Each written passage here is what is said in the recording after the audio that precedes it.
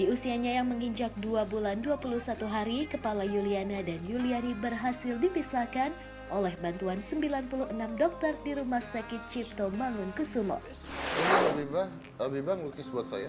Iya, untuk Om. Saya tanya itu lukisan untuk siapa? Untuk Om Botak.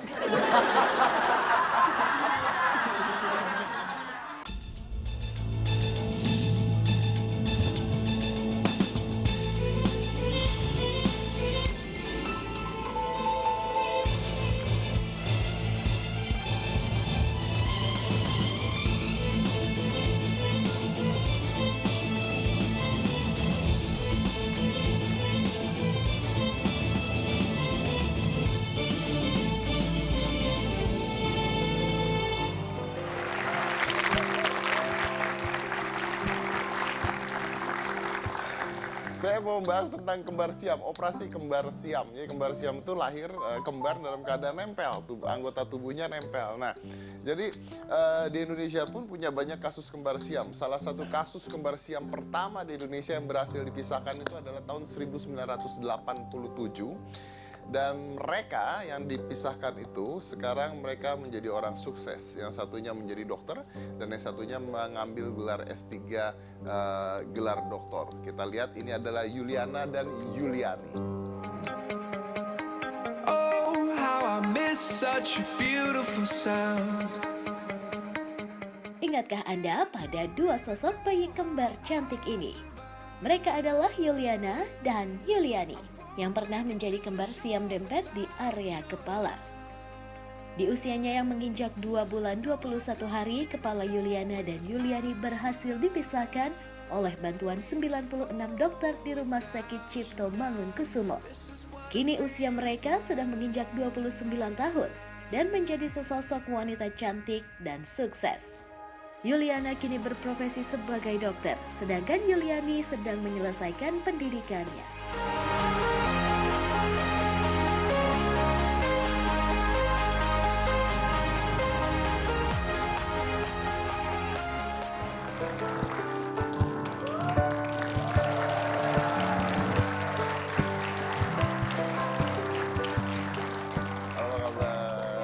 Jadi Yuliana. Yuliani. Yang dokter?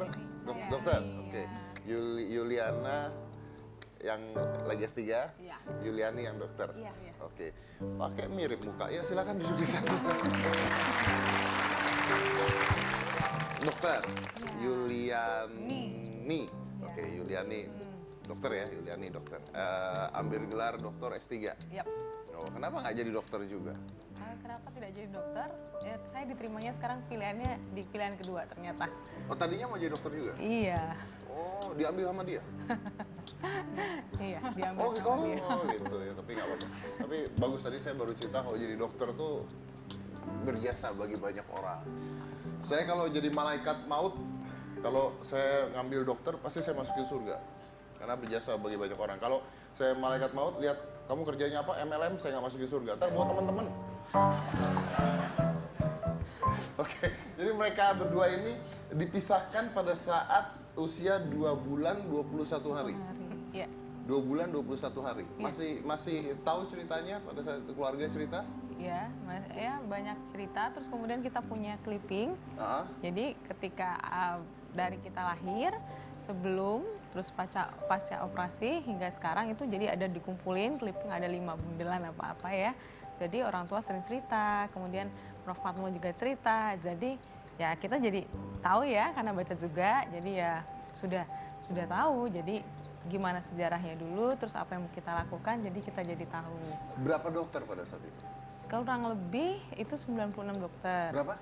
96. 96 dokter? Iya. Kalau tidak salah itu 96 deh. Iya, 96 kalau saya tidak salah. Itu yang ngerjain 198 nonton ya, buat Anda tahu ya. Tapi enggak, ini mungkin buat mereka tahu kenapa harus sebanyak itu dokternya.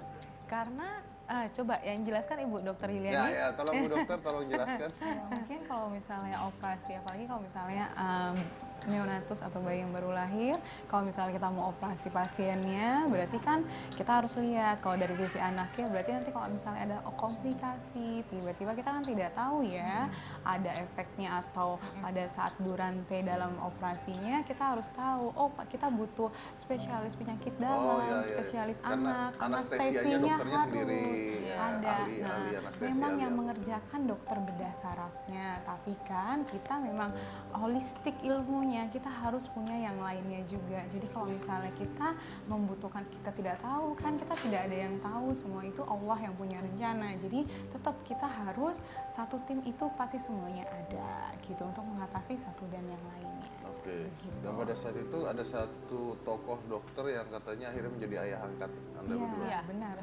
benar. Siapa itu? Profesor Patmo Sancoyo. Oh, Profesor Patmo Sancoyo. Patmo Sancoyo. Ya. Oke. Kenapa bisa jadi ayah angkat? Kenapa bisa jadi ayah angkat? Itu rahasia Tuhan juga. Jadi kebetulan beliau yang mengoperasi kami. Kemudian setelah pasca kami operasi berhasil, mungkin dengan ketulusan hatinya ingin membantu kami, menjaga kami, jadi mensupport kami hingga sampai sekarang. Ya akhirnya dengan segala sesuatu bisa terjadi atas izin Tuhan dan ketulusan hati seseorang. Jadi kami menganggap beliau itu seperti ayah angkat kami sendiri, ayah kami sendiri atau ayah angkat kami. Tetapi beliau juga merupakan sosok yang menjadi inspirasi kami. Oke.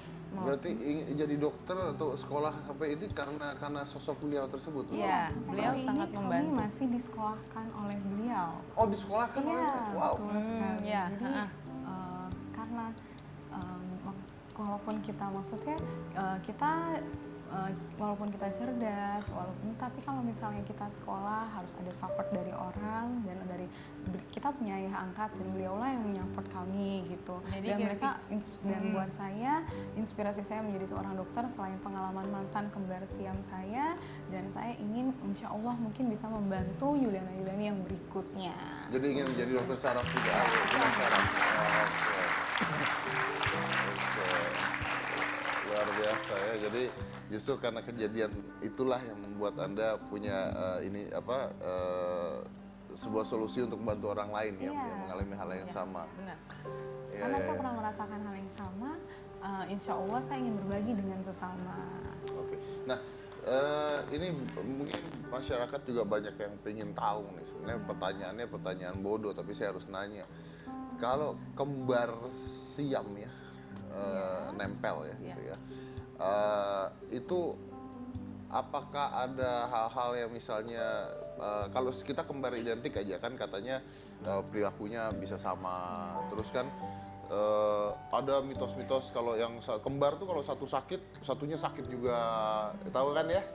Ya itu ketularan penyakit namanya. Nah itu ada nggak hal-hal seperti itu? Ada, sejauh ini ada ya. Jadi gini, ketika sakit kan kami berpisah. Kita itu di Padang, di dinas sekarang. Oh jadi Juliana tempatnya di bisa jauh. Bogor. kami bisa ya. Jadi saya sekolah. Jadi kita itu sama hanya waktu studi S1. Nah, saya selesai 3 tahun setengah. Dia itu masih koas, dokter muda. Nah, saya lanjut studi S2 di IPB, kemudian saya lanjut studi S3 di IPB. Nah, itu kan kami berpisah ya. Nah, jadi kalau salah satu sakit, Om, jadi yang satu sakit, jadi kita udah tahu nih, besok kamu minum obat, kamu harus jangan sakit, besok gue mau ujian gitu. Jadi jangan sakit dulu ya, nanti kalau sakit repot, saya nggak bisa ujian. Emang pernah gitu satu sakit Iya. jauh tapi satunya Iya. sakit? Nggak ketularan itu? Ya, awalnya saya berpikir, karena mungkin pada masih kecil kita satu kamar, jadi Jadi ketularan gitu kan? tertular. Ya, setelah saya menjadi seorang dokter dan sekarang saya sudah berpisah dengan kembaran saya, dan itu saya bilang, dan ternyata memang kita itu kembar yang memang identik. Jadi Juliana sakit, saya pun sakit. Jadi yang lebih lucunya saya yang makan pedes-pedes, nanti Juliana yang diare, dan itu memang terjadi. Enak ya, kamu yang makan pedas dia yang diare ya? Bisa. bisa gitu enak Iya, loh. betul. Sampai jadwal menstruasi kami pun sama, dan satu ingin ke kamar mandi pipis, yang satu juga sama. Nah itu gimana menjelaskannya secara ilmu kedokteran? Anda kan dokter nih, kan nggak boleh percaya hal gitu nih. Itu gimana menjelaskannya secara ilmu kedokteran? Kalau misalnya untuk ilmu kedokterannya mungkin tidak ada ya, tapi kalau misalnya ini Ini kenyataannya gitu. Iya, kenyataannya mungkin karena kita dari satu sel telur yang sama, dan kita berarti memang identik dan kita hampir punya chemistry yang sama. Oke, jadi ini kan kembar siamnya itu nempel di kepala. Nah, pada saat dioperasi berarti ada kulit di bagian tubuh lain yang harus dipindahkan ke kepala, betul ya? Iya, betul. Benar. Betul, Nah itu betul. pada saat itu akhirnya kepala Anda di bagian di mana itu? Di belakang. Di bagian belakang, karena rambut kami panjang, jadi memang tidak terlihat. Oke, tidak bisa tumbuh rambut. Memang tidak bisa. Oke, tidak bisa tumbuh rambut ya? Tidak bisa. Tidak dicangkok rambut. Tidak. Kalau misalnya kita mau mencangkok mungkin bisa, tapi kami sudah kami bangga dan kami inilah kami, ini ciri khas kami. Kenapa harus malu? Kenapa harus minder? Sebesar apa itu? Sebesar apa ya? Ya, sebesar apa sih, tidak sebesar apa, maksudnya ya cukup. Jadi Tapi memang itu signifikan ada. Wah itu tapi waktu kecil kan belum panjang rambutnya tuh. Kok ya. Itu teman-teman gimana ketika ngeliat pernah diledekin, Dan diapain? mereka tahu, mereka pasti akan bertanya, itu kenapa? Kembar kan sama ya, itu kenapa? Oh, bekas operasi. Kita bilang, kita operasi gitu. Masih kecil kita sudah bilang kita operasi, dulu kepala kita nempel loh gitu. Oh iya, tapi mereka yang ini mereka aman-aman saja. iya, jadi kami berdua karena sudah terbiasa dengan kita sudah tahu dengan clipping-clipping tadi ya. Jadi kita sudah saat itu kami tidak seperti anak lainnya. Jadi pola pikir kami memang berbeda. Sudah diajarin, Ya, jadi kan ada tuh dari begini, kecil begini, itu kita begini. memang sudah diliput pada kita sudah, jadi kita tahu, oh ya kenapa ya saya sering dicari, oh karena kami ini berbeda dari anak-anak yang lainnya. Nah, jadi dengan karena itu jadi kami bentuk rasa syukur kami adalah karena sudah diberikan Tuhan hingga panjang umur seperti sekarang ini. Nah, adalah Jadi intinya dari kecil sudah dibekali lah intinya gitu iya, ya. jadi nggak perlu rasa malu atau minder, tidak perlu. Tidak perlu rasa malu dan minder. Iya. Tapi malu nggak? Enggak. Enggak ya. Iya. Tidak perlu kan bukan berarti tidak makanya. Iya. Ya, ya. Tidak perlu. Intinya Iya. tidak Tidak pernah berarti malu tidak. karena sudah dibekali sejak kecil bahwa inilah kejadiannya seperti Iya, ini. ini kenyataan. Terus kenapa kita harus malu? Kenapa kita tutupi? Nah, Ya, seperti ya, itu. ya, ya. Oke baik, saya potong dulu, jangan mana-mana, tetap di hitam putih.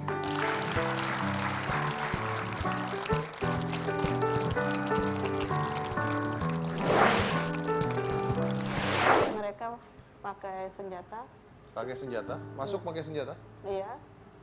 Masuk ke rumah juga pakai senjata. Biba sampai saat ini Biba nggak berani. Kalau duduk di bawah, Biba nangis. Takut mah nanti saya ditembakin gitu.